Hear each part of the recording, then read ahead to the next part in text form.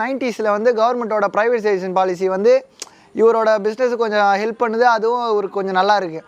அந்த டைமில் என்ன பண்ணுறாரு, 1995 வந்து முத்ரா போர்ட்டை டெவலப் பண்ணுறதுக்கான கான்ட்ராக்டை இவர் ஜெயிச்சிடுறாரு.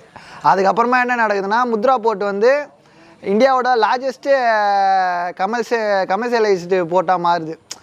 இப்போ வந்து அந்த டைம் பீரியடில் முடிஞ்சோடனே 2000 2010 பீரியடில் என்ன பண்ணுறாரு, நிறைய இண்டஸ்ட்ரி உள்ள வர்றாரு. அதில் ஃபஸ்ட்டு எதில் வந்து வராருன்னு பார்த்தீங்கன்னா வச்சுங்க, போர்ட் அண்ட் லாஜிஸ்டிக்ஸு.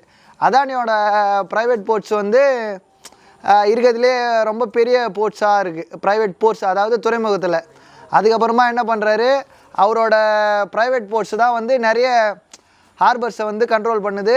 அது வந்து நிறைய பிஸ்னஸ்மென்ஸுக்கு ஹெல்ப்ஃபுல்லாகவும் இருக்குது, அதாவது இந்தியாவிலேருந்து கூட்ஸை வெளியே அனுப்புறதுக்கு. அதுக்கப்புறமா 2006 வந்து அதானி எனர்ஜிஸ் அது உள்ளே வராங்க, அதாவது ரினியூவல் எனர்ஜி மூலமாக. அதுக்கப்புறமா என்ன பண்ணுறாரு, லார்ஜஸ்ட்டு தெர்மல் பவர் பிளான்ட் வந்து முத்ராவில் வந்து பில்ட் பண்ணுறாரு. சரிங்களா. அதுக்கப்புறமா என்ன பண்ணுறாருன்னா, இந்த போர்ட்ஸ் அதுக்கப்புறம் ரினியூவல் எனர்ஜிஸ் உள்ள போகிறாங்க, அதானி க்ரீன் எனர்ஜி மூலமாக.